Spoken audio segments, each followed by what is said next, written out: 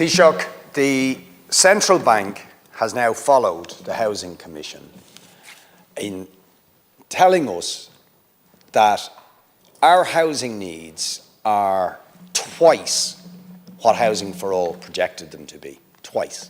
Maybe more than twice. That's how inadequate the Housing for All plan is. So we have to meet these targets, double housing output, and in particular, we have to dramatically increase the social and affordable housing component of that, because what the market is delivering is completely unaffordable for probably the majority of working people in this country. Now, my question to you is, how on earth are we going to do that? How are we going to get up to that level? And we've no choice, otherwise we are facing a pretty grim future in terms of the housing crisis, when the construction capacity of private firms simply cannot do that. Even good body stockbrokers, as I think I brought up with you before, are saying there's only a very small number of firms that can deliver houses on a large scale. So I put it to you, we need a state construction company, and some of the money we now have from Apple, from the big surpluses and so on we have, should be used as seed capital for a state construction company to build that housing.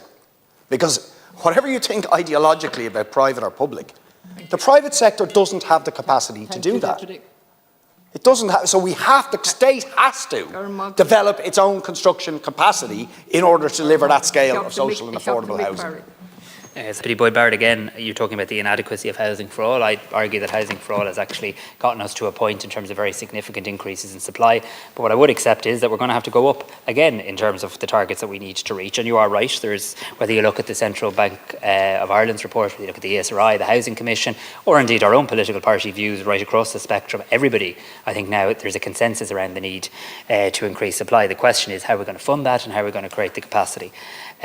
I do think when it comes to the Apple tax, I do think investing that in things like infrastructure, which include housing, is a good way of considering how to spend that. I equally think looking at how we deploy the sale of bank shares and the likes, of which there's quite a significant amount of uncommitted resources in the ISIF, is another good way of going about that. These will be matters for budget day and beyond. I would argue we have the LDA now as a vehicle from a state point of view in terms of trying to make progress. Look, from a capacity point of view, if there's capacity constraints in the economy in general in terms of workforce, public versus private, I think those capacity constraints are there. Deputy Barry, I don't think I dropped any hints, but thank you for looking out for them. I certainly didn't say the central bank is wrong. What I said was the central bank gives forecasts, but what I did say is last year and the year before we significantly exceeded their forecasts, and you'll acknowledge that is a statement of fact. I put the figures on the record earlier, but they did publish their Q3 quarterly bulletin in Q3 of 2022 and their Q3 quarterly bulletin last year, and both of them they predicted a number and we exceeded that number, and I'm predicting we'll do the same again based on information given to me by the Department of Housing. So don't read too much into my comments as well.